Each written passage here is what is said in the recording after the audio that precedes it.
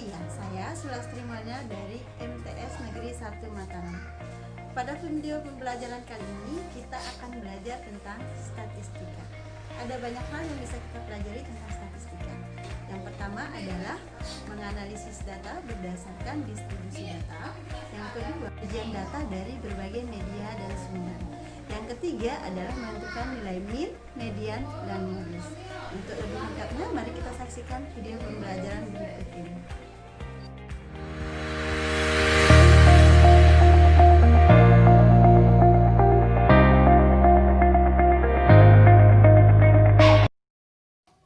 Adapun kompetensi dasar yang akan kita capai pada pembelajaran kali ini adalah menganalisis data berdasarkan distribusi data, nilai rata-rata, median, modus, dan sebaran data untuk mengambil kesimpulan, membuat keputusan, dan membuat prediksi. Sedangkan IPK dan tujuan pembelajarannya adalah 1.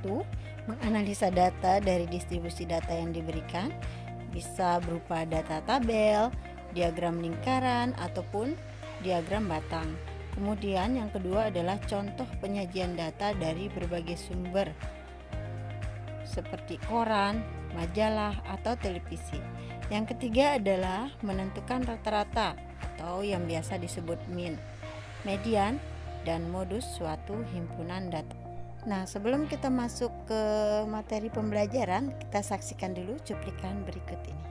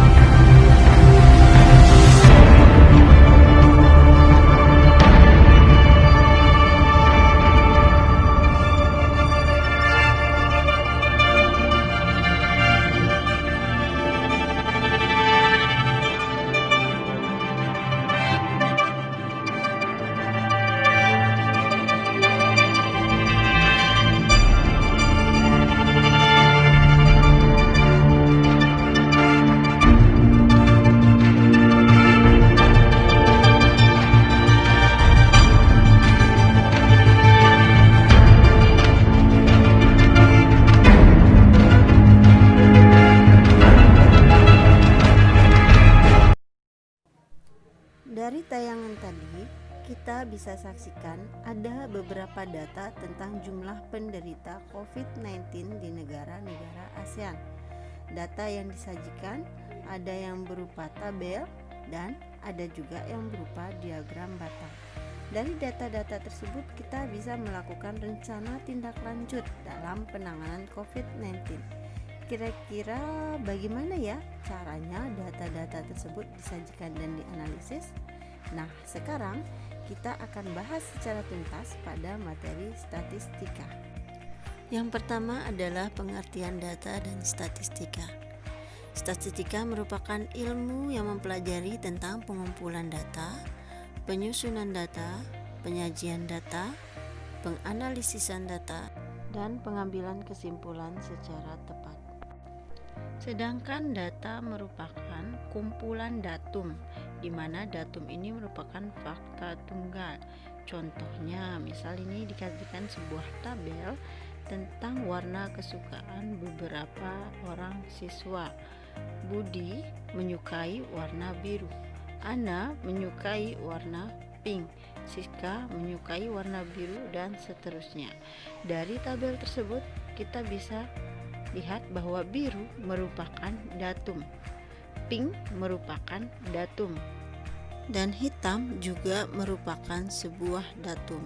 Nah, kumpulan datum-datum inilah yang kemudian disebut sebagai sebuah data. Berdasarkan data dari tabel itu, kita bisa menyimpulkan yang pertama, siswa itu paling banyak menyukai warna biru.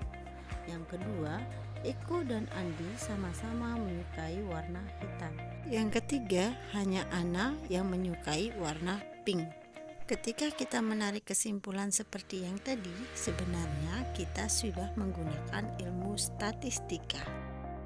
Berdasarkan jenisnya, data dapat dibedakan menjadi dua, yaitu yang pertama data kualitatif. Data kualitatif ini merupakan data yang menggambarkan keadaan objek yang dimaksud. Artinya hanya objeknya saja yang dipaparkan di sini, tidak berbentuk angka atau numerik. Yang kedua adalah data kuantitatif, yaitu data yang berupa bilangan dan nilainya dapat berubah-ubah. Jadi datanya berupa numerik atau angka-angka. Contohnya jumlah siswa wanita kelas 9 SMP Negeri 10 sebanyak 120 siswa. Selanjutnya yang akan kita bahas adalah populasi dan sampel. Populasi ini merupakan seluruh objek secara lengkap yang diteliti yang mewakili sifat-sifat tertentu. Sedangkan sampel itu adalah bagian dari populasi yang memiliki sifat-sifat cukup mewakili sifat-sifat yang dimiliki populasi. Contohnya, data tinggi badan seluruh siswa kelas 9 MTS Negeri 1 Mataram.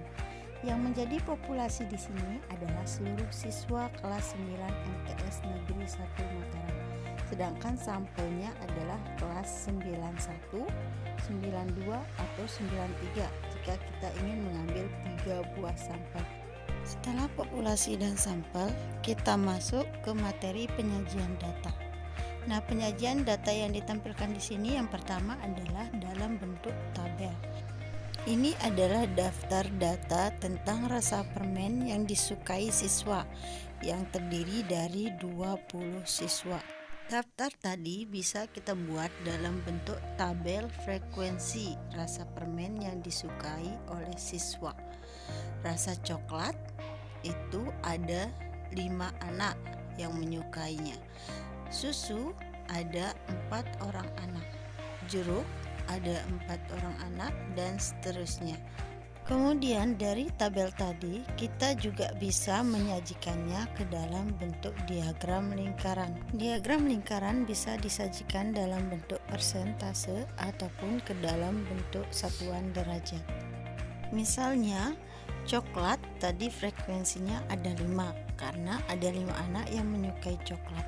Berarti untuk mencari persentasenya 5 dibagi dengan seluruh responden yaitu sebanyak 20 anak baru dikali 100%, maka hasilnya adalah 25%, dan begitu seterusnya untuk data yang lainnya.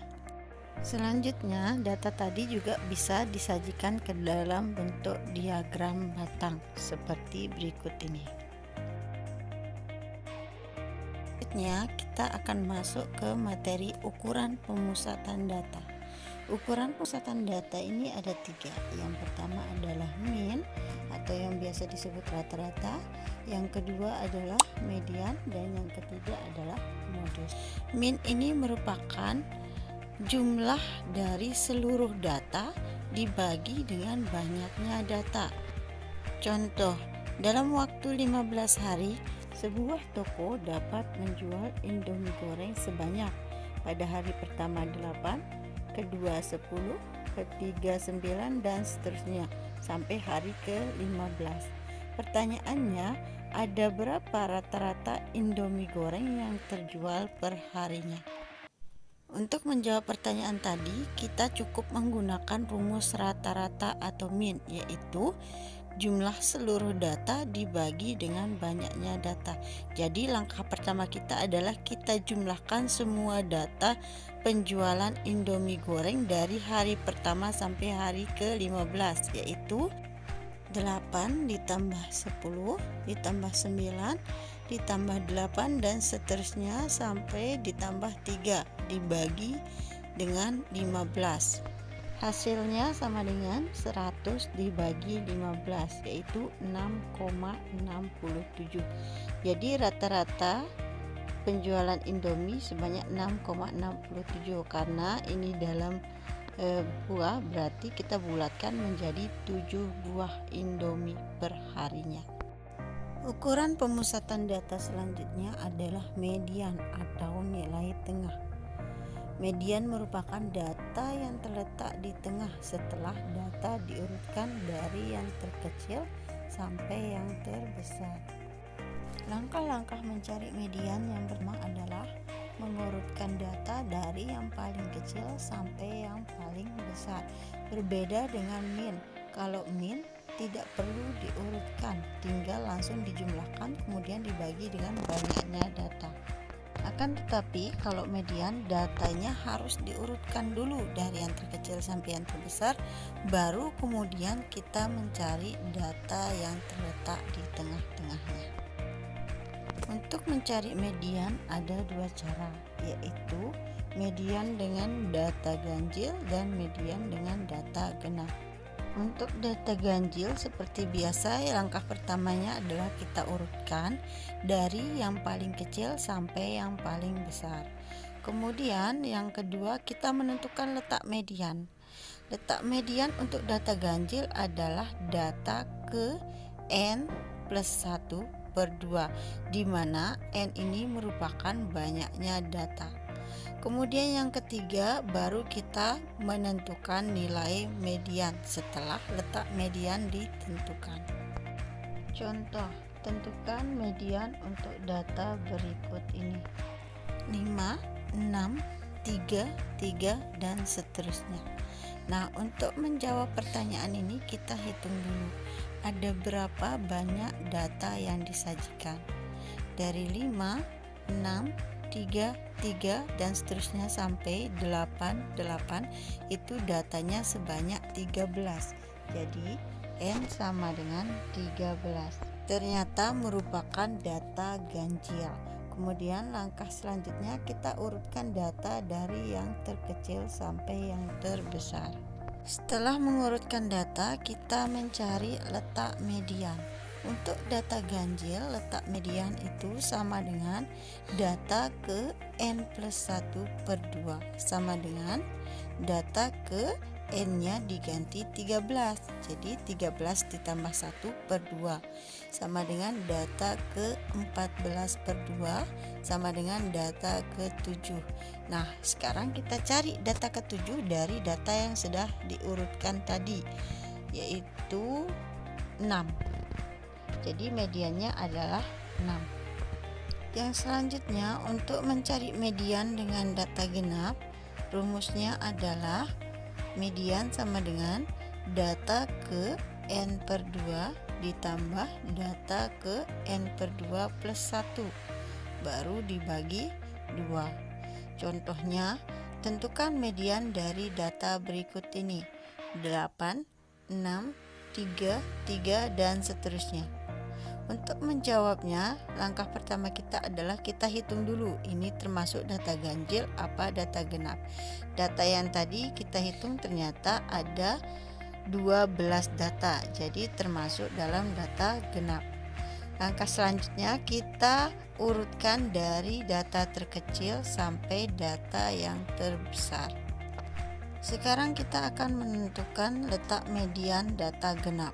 Median sama dengan data ke n per 2 ditambah data ke n per 2 plus 1 dibagi 2 sama dengan data ke 12 dibagi 2 ditambah data ke 12 per 2 ditambah 1 dibagi 2 sama dengan data ke 6 plus data setelahnya, yaitu data ke 7 dibagi 2 sama dengan, sekarang kita cari dulu data ke-6 itu berapa. Ternyata adalah 6. Kemudian data ke-7-nya adalah 7. Jadi median sama dengan 6 ditambah 7 dibagi 2 sama dengan 6,5. Ukuran pemusatan data yang terakhir adalah modus. Modus merupakan data yang frekuensinya paling tinggi atau data yang paling sering muncul. Contohnya, berikut ini adalah nilai matematika 10 siswa yang diambil dari suatu kelas, yaitu 78, 56, 66, dan seterusnya. Sekarang kita akan mencari modusnya. Apakah modusnya adalah 78? Bukan, karena 78 muncul sebanyak 1 kali. Apakah modusnya adalah 80? Bukan juga, karena 80 muncul sebanyak 1 kali. Ternyata modusnya adalah 70, karena 70 muncul sebanyak 3 kali, yang paling banyak di antara semua data yang ada. Data yang mempunyai 2 buah modus disebut sebagai bimodus, sedangkan data yang mempunyai 3 modus atau lebih disebut multimodus. Sekarang kita lanjut ke contoh soal.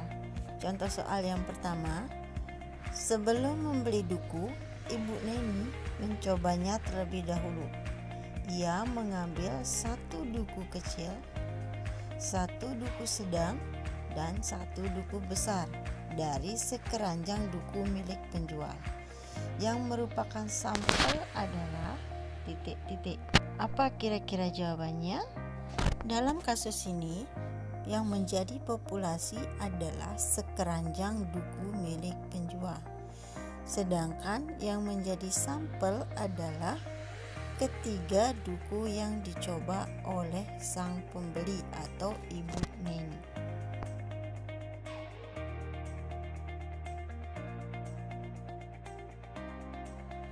Soal selanjutnya, hasil tes matematika 14 siswa sebagai berikut: 4, 5, 5, 6, dan seterusnya. Banyak siswa yang mempunyai nilai di bawah rata-rata adalah ... Langkah pertamanya adalah kita mencari rata-rata dari data yang sudah diberikan dengan cara menjumlahkan seluruh data, yaitu 4 ditambah 5 ditambah 5 dan seterusnya, dibagi dengan banyaknya data, yaitu 14.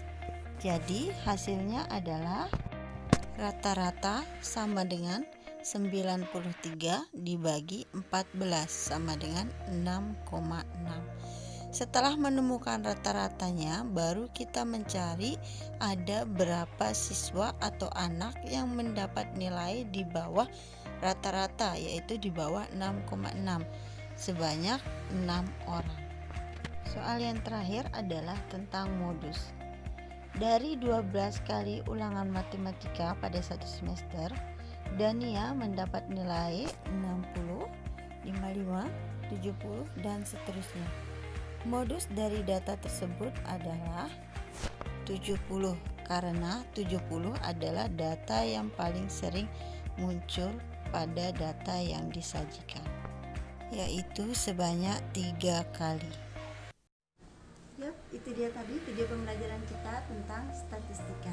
Kita sudah mengupas habis tentang menganalisis data dari distribusi data, penyajian data dari berbagai sumber, dan juga menentukan nilai mean, median, dan modus. Semoga bermanfaat untuk kita semua. Ditunggu ya video pembelajaran selanjutnya. Terima kasih.